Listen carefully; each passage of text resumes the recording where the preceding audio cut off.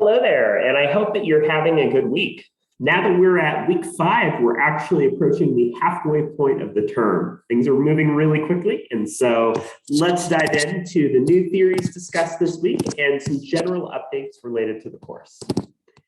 So this week we'll be talking about 3 new theories: communication privacy management, groupthink, and organizational culture theory. Communication privacy management is more interpersonal based, but groupthink and organizational culture shift to examining small group communication as well as larger organizations as well. I want to just remind you that the first application paper is due on May 8th. So it's not due this Sunday, but the following Sunday. And I encourage you to decide on an artifact that you're interested in analyzing for this paper. Remember that you're using a theory from the course in the first 4 weeks to analyze a communication artifact. So the theories that we'll talk about for this week are not candidates for that first essay, but they can be used in your second application paper. I also, now that your grades are up for the annotated bibliography, wanted to give you some overall feedback. I enjoyed reading through your annotated bibliographies and thought that they overall did a good job of providing good, peer-reviewed, and focused articles that linked to your theories well. I encourage you, as you're continuing to work on assignments for the course, to keep working on really explaining how, for instance, your theory is linking to the subject or topic that you've chosen. For instance, in the annotated bibliography, there were some instances in which the relationship between the article and the overall contribution or addition to theory could have been explained in a little bit more detail. And as a result, I encourage you for this application paper to make sure that your voice is remaining strong.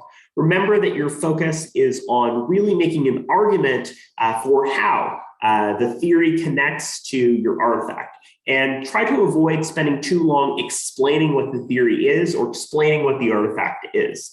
Explain what those two things look like together. For instance, by saying, this theory is evident in this artifact because that type of framing can really help you to structure the essay in an effective way. So, diving in, our first new theory for this week is communication privacy management theory, or CPMT.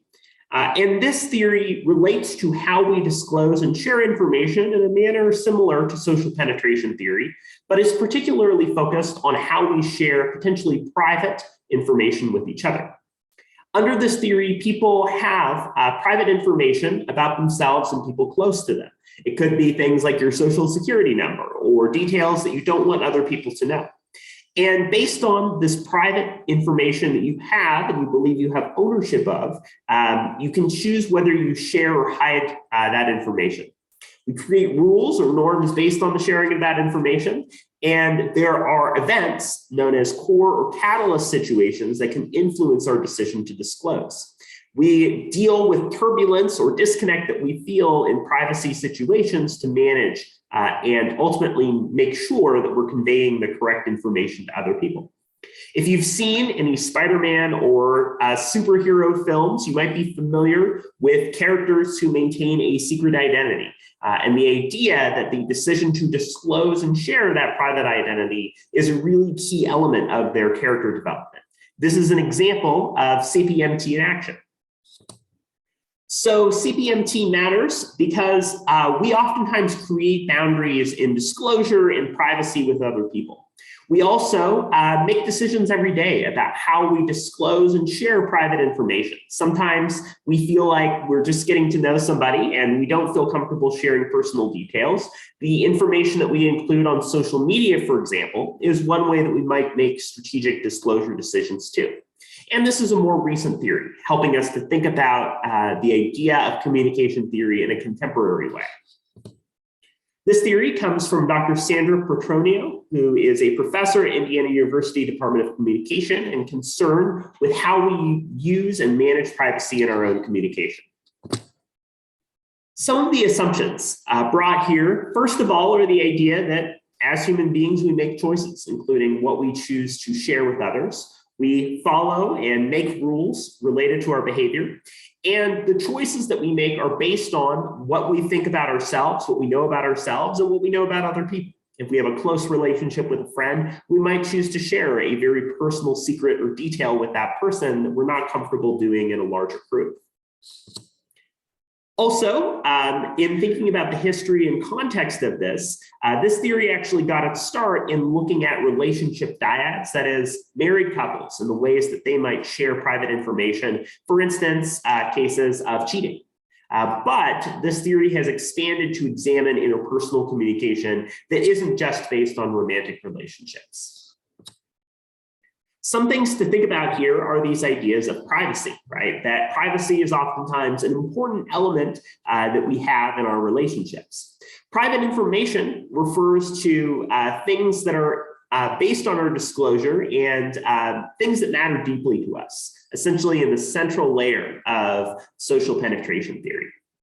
Private disclosures might involve sharing that private and personal relationship information to others. For instance, choosing to share a history of previous relationships or romantic partners might be an example of privacy disclosure.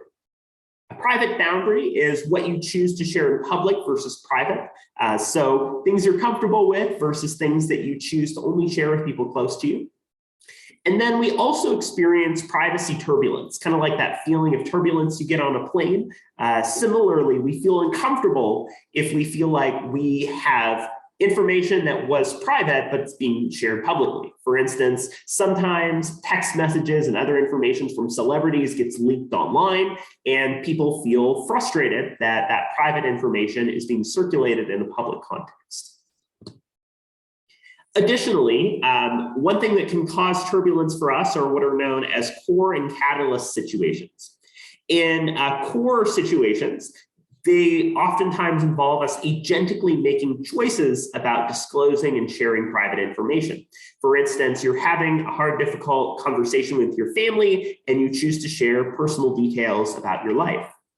Whereas a catalyst situation means that there's specific circumstances or an event that causes information to be shared. For instance, Spider-Man's mask coming off and somebody seeing who's under there would be an example of a catalyst situation that triggers or causes private information to be shared. Like a couple other theories in the class, CPM is axiomatic. That is, it contains axioms or rules that govern how we approach and understand the disclosure of privacy. So let's talk about these rules in a little bit more detail. The first axiom is that we believe we own information about ourselves and people close to us, that there's private, kind of locked away information that we don't like to publicly share with everybody. Secondly, when the original owners, people who originally have that information, share and disclose private information to other people, that the person that we're disclosing and sharing to is an authorized co-owner. For instance, when superheroes share their identities with other people, oftentimes that person is an ally or supporter who's going to use that private information carefully, knowing that they have that information in confidence.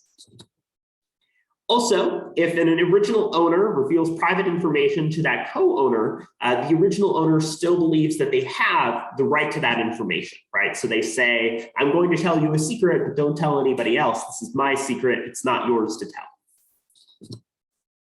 Additionally, an original owner, right, somebody that has ownership of the private information, develops rules about how that information is shared with other people based on criteria. For instance, how well you get to know somebody might dictate how you choose to share social or political opinions.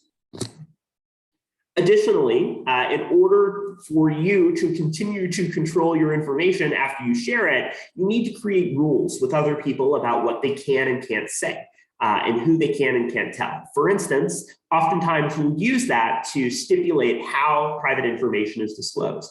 Hey, I have some information about me that I want to share with you, but please make sure not to tell anybody else, or you can tell some people, please don't talk to my parents. Next, information that is co-owned leads to this idea of privacy boundaries, where everybody contributes private information. For instance, if you're attending a meeting like an AA meeting, everybody in that meeting is going to share private information together. The seventh axiom is the idea that there's collective privacy boundaries that are governed by a rule in the same way that somebody's private information is shared. We all agree as members of this group that we're not going to share anything outside of the group, right? Or you might be familiar with what happens at the campfire stays at the campfire. This last axiom deals with the idea that when we regulate and manage privacy, it doesn't always go well. Problems can happen, such as minor disruptions to a complete breakdown or betrayal.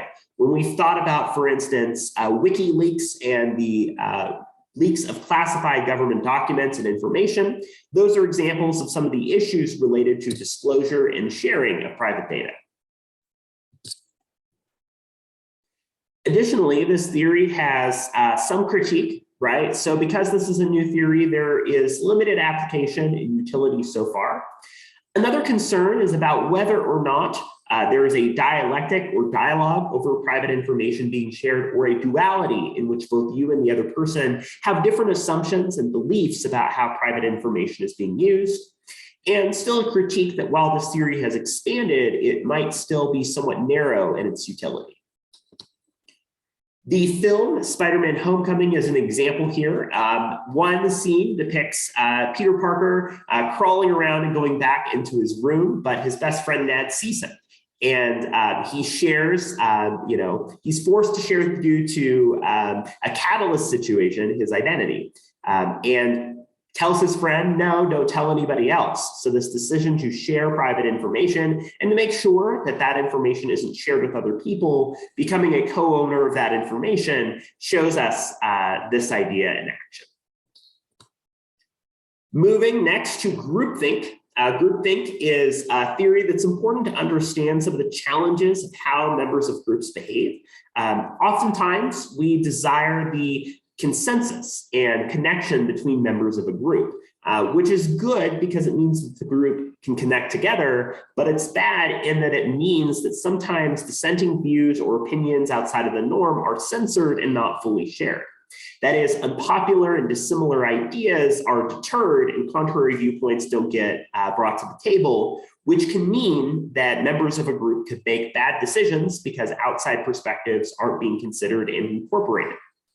There's a lot of examples that we can look to, but one example I want to share as a somewhat more recent one was a commercial in which Kylie Jenner, pictured here, was advertising Pepsi, and it was in the wake of a lot of issues related to police and racial justice related topics. And this commercial was seen as insensitive because it involved her dealing with police disputes and disagreements by simply offering a police officer a Pepsi, and then suddenly everybody agrees, right? The idea that this advertisement was created and exists is an example of poor communication strategies and group organization. Groupthink led to a poorly conceived ad being shown and led to its controversy.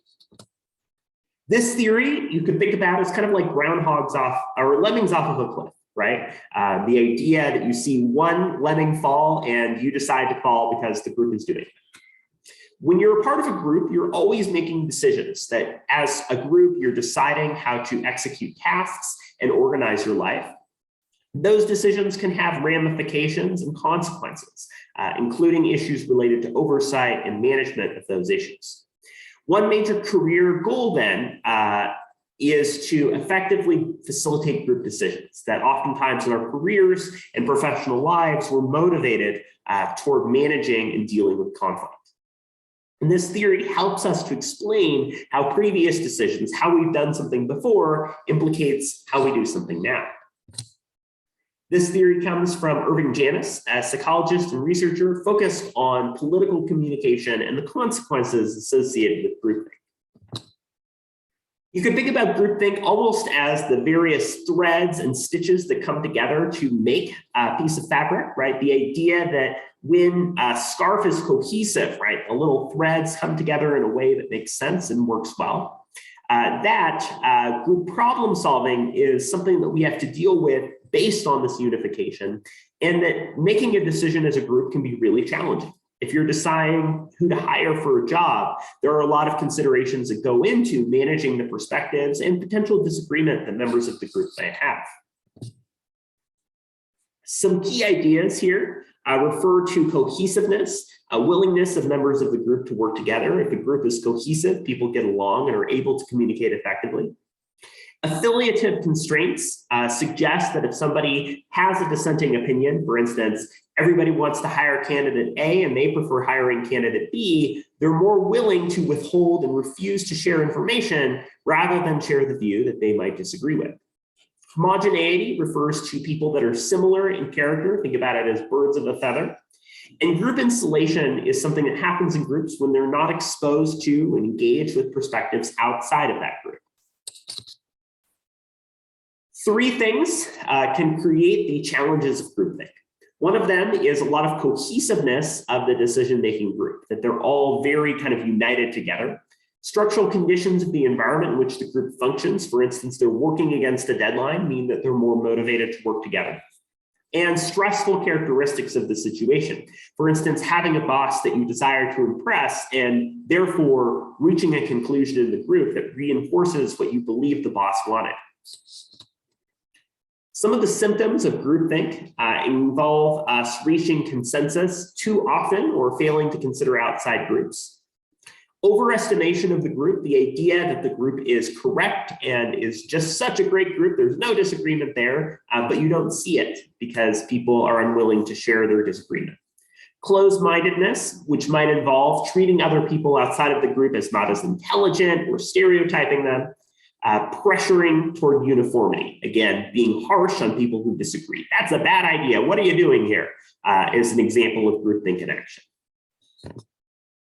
To prevent groupthink, there's a lot of different things that can help.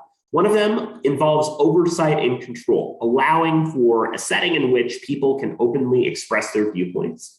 Using whistleblowing, having somebody that plays devil's advocate or articulates an outside view as a sign of support for the group.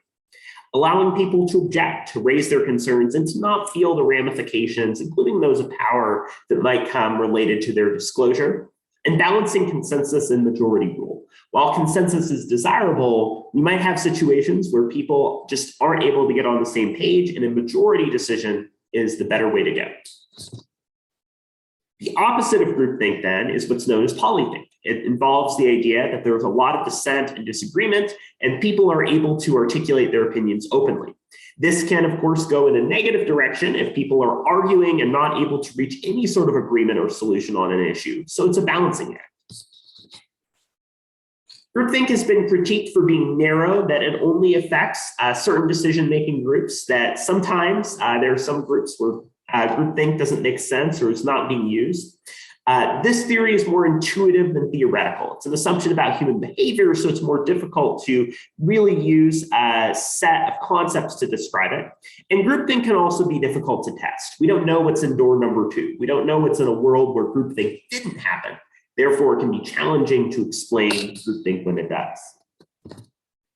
As mentioned before, right, this Pepsi commercial involves a sort of situation in which there is civil unrest, there's protesters, and there is a police presence, and Jenner comes in with Pepsi, and suddenly everybody gets along. Again, the creation, production, and airing of that commercial meant that at no stage in the process did people openly say, hey, I don't think this is a good idea. It seems insensitive.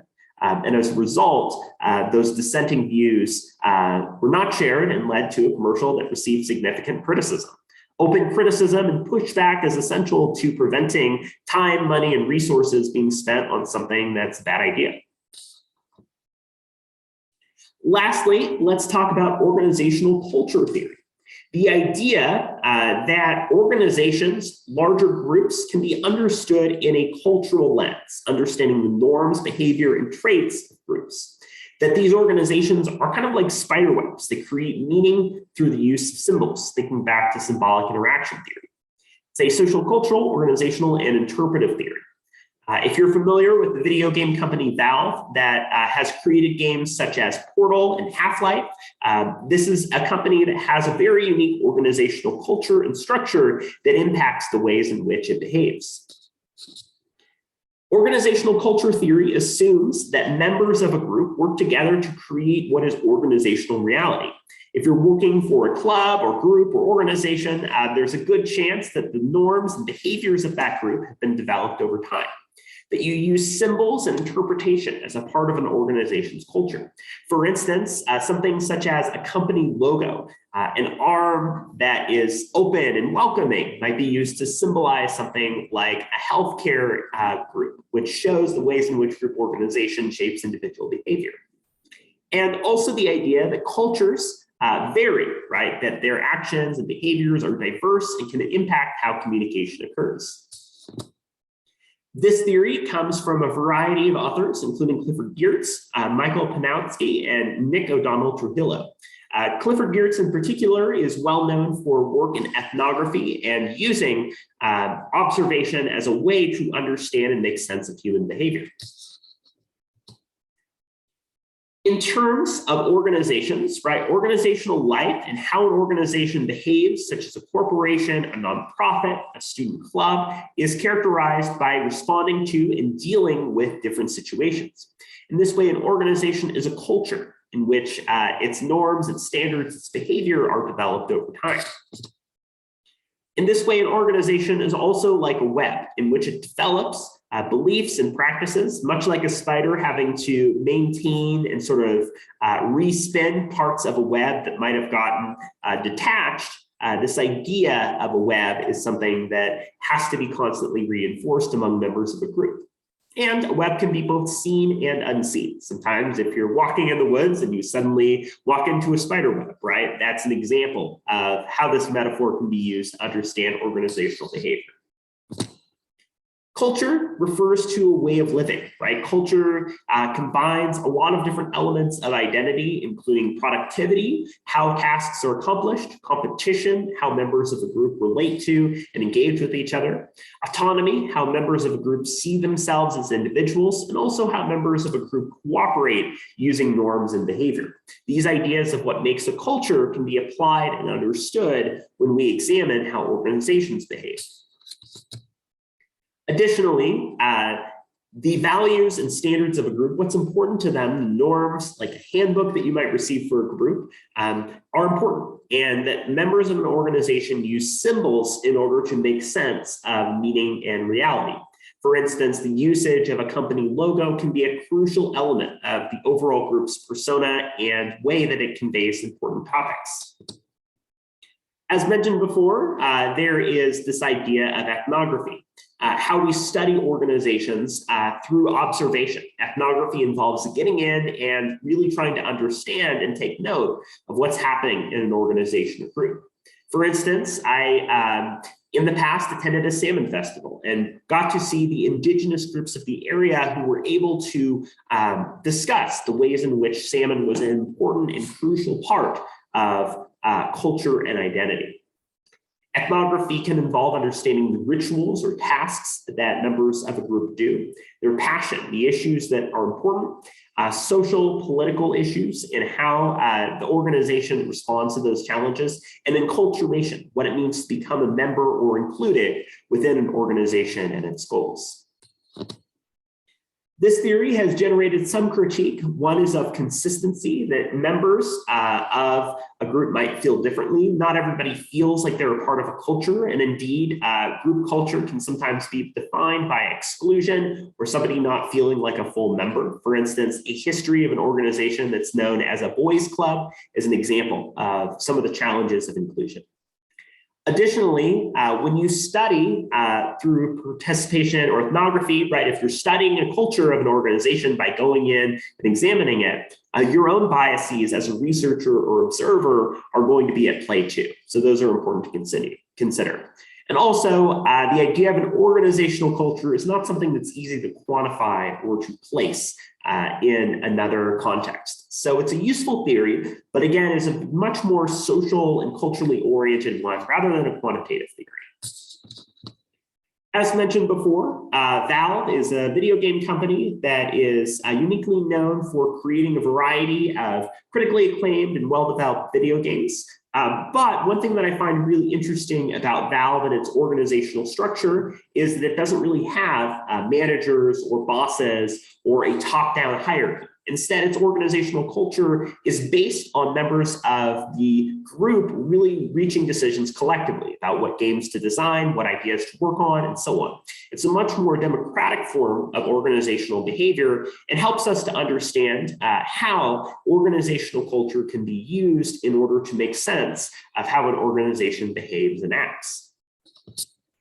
So that wraps up some of the major points that we went over for this week in understanding these three different theories that you can use for the second application paper in the course. Next week, we just have two theories that get into rhetoric and dramatism, examining some of the public and rhetorical strategies that we use to convey shared meaning. So that does it for this week. I hope that you have a great week. Let me know if you have any questions or need any support in accessing this week's readings, and we will return during week 6. Have a good one.